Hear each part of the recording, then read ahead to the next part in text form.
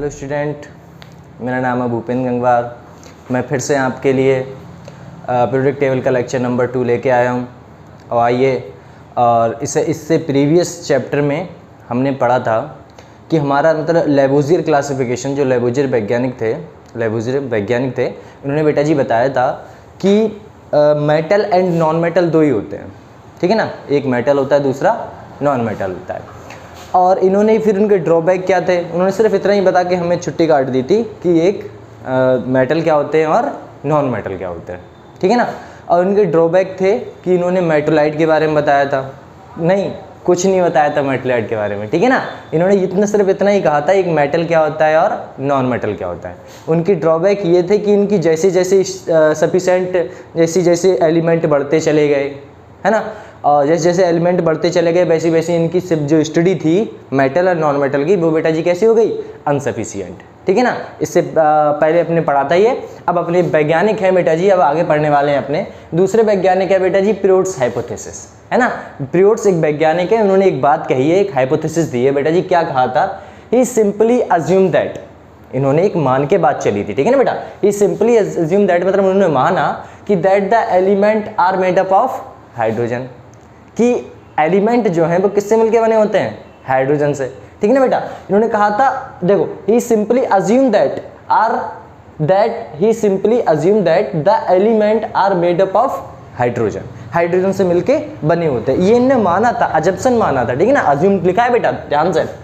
फिर उन्होंने इतनी बात कह के कि इतना तो आप जानते हैं कि बेटा जी इन्होंने कहा था कि अपने सारे जितने भी एलिमेंट हैं सब मिलके हाइड्रोजन से बने, लेकिन ऐसा कुछ नहीं था। क्यों नहीं था बताते तो। इन्होंने बेटा जी एक फार्मूला भी दिया था। ये फार्मूला क्या था, ऑल वेट ऑफ एलिमेंट, मतलब एक एलिमेंट का वेट, उनमें बेटा सभी आ गए। लाइक जैसे बेटा जी कार्बन हुआ, कार्बन का वेट है ना बेटा, डैश, और किसका, नाइट्रोजन का वेट है ना बेटा, और फास्फोरस का वेट, क्लोरीन का वेट, बहुत सारे एलिमेंट है ना। इसी बारे में देखो, इन्होंने कहा था वेट ऑफ ऑल एलिमेंट, किसी का भी वेट आप उठा लीजिए, है ना। जैसे इनटू, आगे देखते हैं, आपने लिखा है n into atomic weight of hydrogen, n into atomic weight of hydrogen, hydrogen का एटॉमिक वेट से उससे मल्टीप्लाई कर दीजिए। जैसे n की वैल्यू क्या थी बेटा जी, जो लिखा है वेयर 1 2 3 4 5 etc, बहुत सारे, मतलब n की वैल्यू अभी डिफाइनेबल नहीं है कि कितनी है बेटा, ठीक है ना। n की वैल्यू पता नहीं है कितनी है, वो बहुत सारी है। अब इनने एग्जाम्पल जैसे इन्होंने माना कि बेटा जी n है सोडियम का इनने माना 23, और 23 तो n उठा लिया बेटा, इनटू वेट मल्टीप्लाई बेटा जी किससे करा दिया, हाइड्रोजन का एटॉमिक वेट कितना होता है बेटा जी, हाइड्रोजन का एटॉमिक वेट होता है 1 से मल्टीप्लाई करा दिया, तो बेटा जी कितना आ गया 23, है ना। ये तो बस इन्होंने ऐसा वेट उठाया कि ऐसा कि हाइड्रोजन जैसे 23 उठा लिए, 23 हाइड्रोजन उठा लिए। अब इनका वेट किसके बराबर हो गया, सोडियम के, है ना। ऐसा था लल्ला। चलो इसी के आगे देखिए, लिखा है ड्रॉबैक। अब इनके ड्रॉबैक क्या क्या है बेटा, ड्रॉबैक देख लेते हैं अपने। Every element can not be found by hydrogen, प्रत्येक एलिमेंट हाइड्रोजन से मिलके नहीं बना होता है, इतना बात याद रखना। इसका देखो आगे चल के पता चलेगा, देखना बेटा। लिखा है atomic weight of all element not formed that while number, यहाँ पर लिखा है बेटा जी atomic weight of all element, प्रत्येक एलिमेंट का एटॉमिक वेट बेटा जी वाइल नंबर में नहीं हो सकता है। वेयर जैसे 1 हुआ, 2 हुआ, है ना बेटा, डैश डैश 23 हुआ, डैश डैश 25 हुआ, डैश डैश 26 हुआ। लेकिन बेटा जी यहीं पर तो गलती कर गए ये, इन्होंने बेटा जी क्लोरीन जैसे मान के चलो क्लोरीन के बेटा जी वेट कितना होता है 35.5, है ना बेटा। स्ट्रोंटियम का कितना होता है बेटा जी, स्ट्रोंटियम का होता है 87.6। अब बेटा जी इन्होंने ये कहा था कि अगर मैं हाइड्रोजन उठाऊं, हाइड्रोजन का एटॉमिक नंबर 1 होता है, अगर ये n की वैल्यू को 35 उठाते और 1 से मल्टीप्लाई करा देते तो बेटा जी कितना आता 35, है ना। अगर ये 36 उठाते तो बेटा जी 1 से मल्टीप्लाई कराते, क्योंकि हाइड्रोजन का नंबर एटॉमिक नंबर 1 है बेटा, है ना, वेट भी 1 है बेटा। अब इन्होंने मल्टीप्लाई कराया बेटा 36 आया, लेकिन बेटा जी कभी 35.5 आया ही नहीं, क्योंकि आधा हाइड्रोजन कभी होता ही नहीं है ना। ऐसा है। चलो यहाँ पर बेटा जी देखिए आगे इन्होंने लिखा है, यहाँ तक तो इनका हो गया बेटा प्रियोट्स हाइपोथेसिस, अब हो गए बस। अब दूसरे वैज्ञानिक आए थे बेटा जी, जिनका नाम था बेटा जी डुवर्नियर। इन्होंने डुवर्नियर आए थे किसके बाद बेटा जी, प्रियोट्स के बाद। अब जो डुवर्नियर आए, डुवर्नियर ने देखा भैया प्रियोट्स तो चले गए, इन्होंने देखा जो बताया था वो भी गलत बताया था, तो मैं अपनी गलतियों को सुधार दूं। तो इन्होंने क्या किया था, देखना बेटा, लिखा है डुवर्नियर ट्रायड रूल, ये लिखा है number 1, he simply grouped of 3 element having similar chemical property called बेटा जी ट्राइड।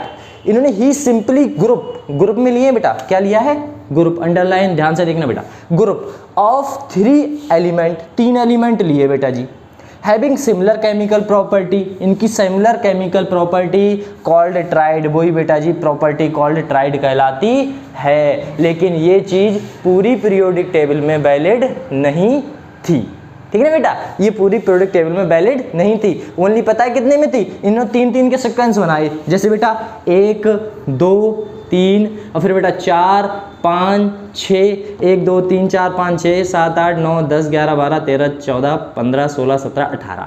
इन्होंने बेटा जी सिर्फ 18 एलिमेंट को ग्रुप में बेटा जी क्या किया, ट्राइड बनाए थे, बस इन्होंने और कुछ नहीं किया था। और देखना बेटा लिखा है he simply assume get of 3 element, मतलब ग्रुप के हिसाब से, पीरियड नहीं, पीरियड में तो उठा लेना बेटा, मतलब गलत हो जाएगा।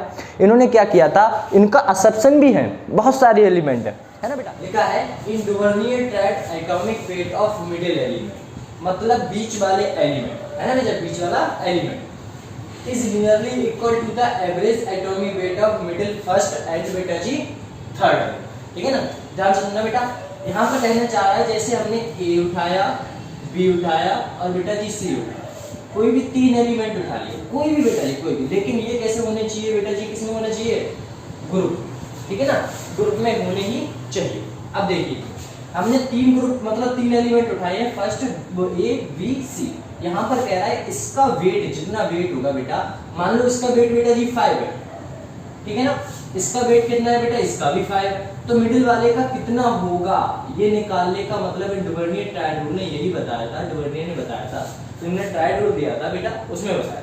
सेकंड पॉइंट देखना बेटा, इसका वेट कितना होगा, तो 5 + 5 मतलब पहले वाले का वेट और बेटा जी लास्ट वाले का वेट मतलब सी वाले का, दोनों को जोड़ के इसको आधा कर दो तो बेटा जी बीच वाले का वेट आ जाएगा।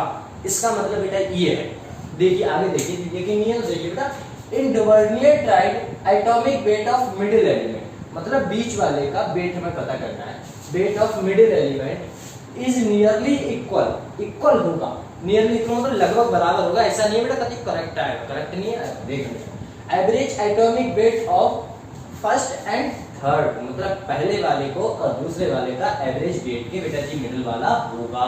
लाइक कुछ बेटा जी एलिमेंट भी दिए इन्होंने, देखिए बेटा जी कौन कौन से एलिमेंट दिए इन्होंने, बेटा जी 6 एलिमेंट दिए, 1 2 3 4 5 6।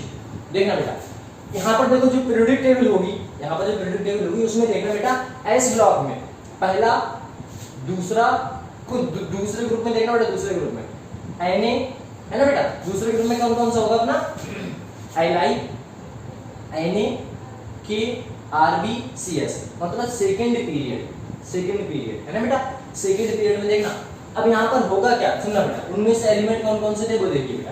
अब हमने देखा Li Na K, Li Na K का मतलब है बेटा जी, Li का कितना है बेटा जी, वेट कितना होता है, Li का वेट, Na का एंड बेटा K का, इसका कितना होता है बेटा, Li का 7 है ना बेटा। एवरेज आपने क्या देखना है बेटा, वेट देखना है किसका, Na का, है ना, यहाँ पर कितना है 7, इसका कितना होता है बेटा जी, कितना होता है बेटा, इसका होता है 39, इसका होता है 39।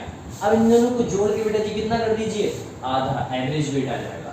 चलो इसे जोड़ते हैं बेटा जी, कितना आएगा, ये जोड़ा हमने 6 1 4 यहाँ पर 2 बाई 23। अच्छा एक बात बताओ, Na का 23 होता है ना, मतलब डुवर्नियर ने सही कहा था। आगे चेक करते हैं बेटा, ये तो हमने इसका निकाल लिया, ठीक है ना बेटा, आगे चेक करते हैं, इधर चेक कर लेते हैं। देखो यहाँ पर पूछ रहा है K का, है ना बेटा, K बोले ठीक है, यहाँ पर पूछ रहा है बेटा Rb का, यहाँ पर पूछ रहा है बेटा Cs का, I K का बेटा जी कितना होता है, K का तो हमें पता है सर 39, बोले ठीक है 39। बेटा जी Rb का तो हमें पता करना है, मान लो इसे हमने x मान लिया, ठीक है ना, बोले ठीक है सर। Cs का बेटा कितना होता है, Cs का भी देख लेते हैं बेटा, Cs का कितना होता है राजा बेटा, Cs का 132, याद रखना बेटा 132, x निकालना है, x 39 प्लस 132 बटे बेटा 2, जोड़ लो आगे जल्दी से जोड़ो बेटा, 1 और ये 7 है ना बेटा, और यहाँ कितना हो जाएगा एक मिनट रुको, हाँ 171 y2 लगभग बेटा जी कितना आ जाएगा, कितना आ जाएगा बेटा, काट लेते कोई भी देखो 16 ठीक है 85 पॉइंट कुछ है ना बेटा, 85 पॉइंट कुछ सही। अब देखो इतना तो इसका है, मतलब ये भी एवरेज एटॉमिक वेट के है ना बेटा। अब देखिए इसमें देख लीजिए इसका कितना होता है बेटा, मान लो x का CR का निकालना है x, ठीक है ना। यहाँ पर CA का कितना होता है बेटा जी 40, और बेटा जी BA का कितना होता है 139। इसे बेटा जी काट लीजिए और ये बाई 2 करके है ना बेटा, ये करके यहीं पर आपका एटॉमिक नंबर आ जाएगा। इन्होंने इतनी सी बात कही थी, और इनका तो आप निकाल ही लोगे बेटा, P का हो गया AS SB है ना बेटा, ऐसा है। आगे देखिए आगे क्या कहा था, आगे है ड्रॉबैक। अब बेटा जी आ गए इनकी लिमिटेशन आ गए, ड्रॉबैक आ गया, असम्पशन आ गए। कौन से असम्पशन थे वो देखते हैं बेटा। लिखा है ऑल द नोन एलिमेंट, जितने एलिमेंट को हम जानते थे could not be arranged as triad, वो सभी हमारे ट्राइड में एप्लीकेबल नहीं थे। बेटा जी पीरियोडिक टेबल में कितने सारे एलिमेंट हैं, सिर्फ इन्होंने बेटा जी किसे उठाया था, एस ब्लॉक को उठाया था, और बेटा जी पी ब्लॉक को उठाया था, वो भी कुछ एलिमेंट को उनके ग्रुप के हिसाब से, और किसी को नहीं उठाया। आइए यहाँ पर है it is not applicable for D and F block, ये बेटा जी एप्लीकेबल नहीं था किसके लिए बेटा जी, डी ब्लॉक के लिए, और बेटा जी एफ ब्लॉक के लिए एप्लीकेबल नहीं था। और एप्लीकेबल बेटा जी किसके लिए था, एप्लीकेबल था ओनली एस ब्लॉक के लिए एंड बेटा पी ब्लॉक के लिए, ठीक है ना। एस ब्लॉक के लिए एंड पी ब्लॉक के लिए एप्लीकेबल था, और किसी के लिए एप्लीकेबल नहीं था।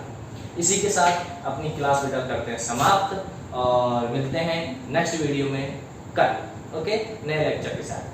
जय। और बच्चों हंसते रहो, खेलते रहो, मुस्कुराते रहो, पढ़ाई लिखाई करते रहो, ठीक है ना बेटा। चलो ऑल द वेरी बेस्ट बेटा।